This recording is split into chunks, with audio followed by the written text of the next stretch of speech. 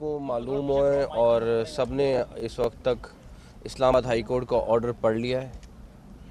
Islamabad high court ने बड़ा clear cut कहा है, कोई जलसा, कोई जुलूस, कोई मार्च, कोई धरना, कोई चीज़ की इजाज़त नहीं है। उन्होंने बड़ा क्लियरली लिखा है और अब हम वैसे ही लॉ के तहत पाबंद हैं अपने लॉ को इम्प्लीमेंट करने के लिए। और इसके बाद हाई कोर्ट के ऑर्डर के बाद हम 100% उनका जो ऑर्डर है उसको मनवान इम्प्लीमेंट करेंगे। किसी को भी किसी सूरत भी इस्लामाबाद में किसी किस्म की जो हाई कोर्ट के ऑर्डर के मुताबिक जलसा जुलूस धरना करने की इजाज़त नहीं देंगे। सर, हाई कोर्ट की ये भी डायरेक्शन है कि आप एक कमेटी तश्कील दें जो बातचीत भी जारी रखें, तो क्या कमेटी तश्कील दे दी गई है? प्राइम मिनिस्टर साहब से मैं आज शाम को कंसल्ट करके जिस तरह वो गाइड करेंगे हम वो भी कर देंगे इंशाल्लाह ताला। और अगर वहाँ पे भी कोई चीज़ है, बट डेफिनेटली अगर ये धरना देते हैं या धरने की कोशिश करते हैं आने के लिए तो फिर बहुत सारी चीज़ें मुश्किल हो जाएंगी। सर, अडाला से कोई पैगाम मिला है? मेरा तो डेला कोई रब्ता नहीं है। सर, ये बताइएगा, तहरीक इंसाफ की हुकूमत थी, जब भी कोई एहतजाज करने आता था वो इजाज़त देते थे, आप एहतजाज करने की इजाज़त क्यों नहीं देते? किसने कहा नहीं इजाज़त देते? मेरे पास एप्लीकेशन दिखाएं कि कहाँ पे प्रोसेस हुआ हुआ है, कहाँ पे इनके पास एप्लीकेशन आई हुई है और हमने उसके ऊपर इजाज़त नहीं दी। आप मुझे इतना बता दें, कोई एक तो डायरी नंबर दिखाएंगे ना? सर ये बताएं, ये बहुत अहम सवाल है कि चूँकि अब प्लान हो चुकी हैं सारी चीज़ें और यकीनी तौर पर आप लोग भी रोकेंगे, एडमिनिस्ट्रेशन रोकेगी, लेकिन अगर खुदा ना खास्ता कोई अगर जानी नुकसान होता है तो उसकी जिम्मेदार कौन होगा? उसके जिम्मेदार वो लोग हैं जो इस्लामाबाद हाई कोर्ट का ऑर्डर को तोड़ के आ रहे हैं। उस सारी चीज़ के जिम्मेदार वो लोग होंगे जो वॉयलेशन करके आ रहे हैं और जो धावा बोलने के लिए आ रहे हैं। सर ये बताइएगा कि जब भी वफाकी हुकूमत इस्लामाबाद में कोई एहतजाज होता है तमाम रास्तों को बंद कर दिया जाता है।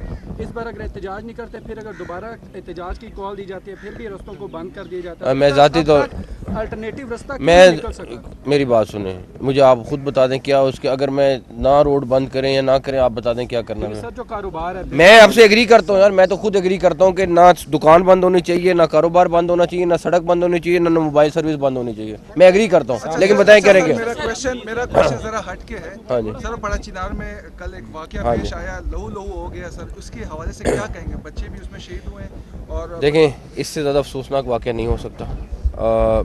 अब एक वज़ीर दाखिला की हैसियत से मैं स्टेटमेंट दे सकता हूँ और मैं इस चीज़ पे कहें कि खाली स्टेटमेंट तक बात नहीं रहनी चाहिए। फर्स्ट ऑफ ऑल, KPK में लॉ एंड ऑर्डर की जिम्मेदारी KPK की गवर्नमेंट की है।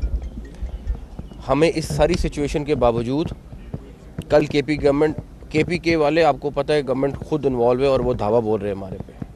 उसके बावजूद कल उनके लिए दहशतगर्दी की वजह से उनको प्लाटून्स चाहिए थी 15 FC को, हमें यहाँ पे भी चाहिए थी।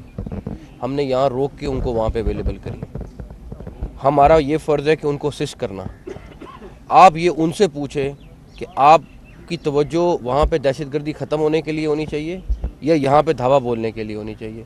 आज वहाँ पे जनाजे हो रहे हैं और वहाँ पे दूसरी साइड पे धावा बोलने की तैयारी हो रही है।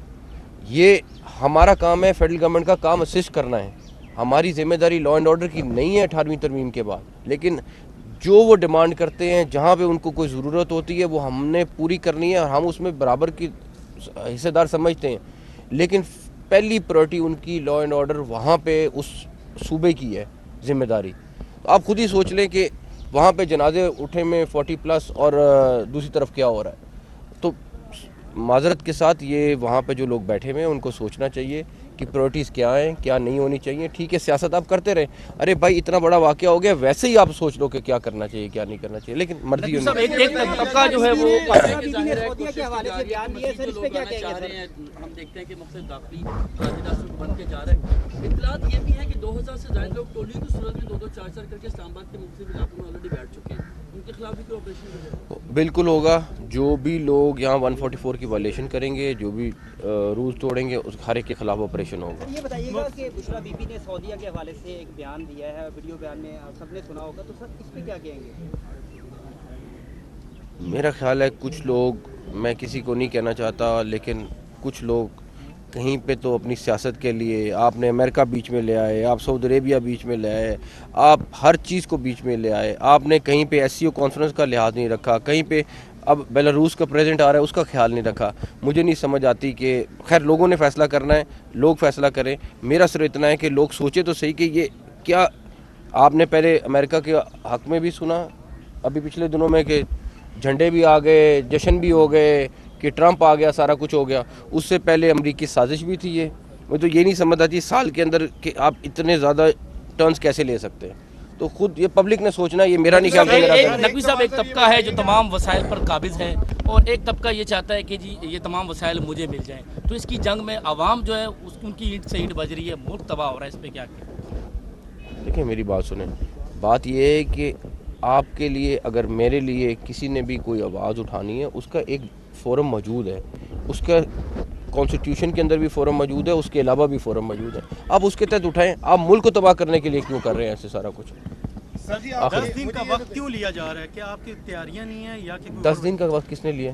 PTI से मौका करने के लिए 10 दिन का कहा जा रहा है? एक दफ़ा भी ऐसी कोई बात नहीं हुई, एक दफ़ा भी ऐसी कोई बात नहीं हुई। बैरिस्टर गौर और अली मीन गंडापुर इनकी जानिब से ये भी कहा जा रहा है कि बीच में कोई आर्बिट्रेशन हो रही है और आपने कल कैटेगोरिकली कहा कि किसी किस्म के कोई मुज़ाकरात, ये धरने अगर और इन्होंने धावे बोलने हैं तो मैं वो शख्स हूँगा जो कहूँगा कि बिल्कुल कोई मुज़ाकरात की ज़रूरत नहीं है, ना होने चाहिए।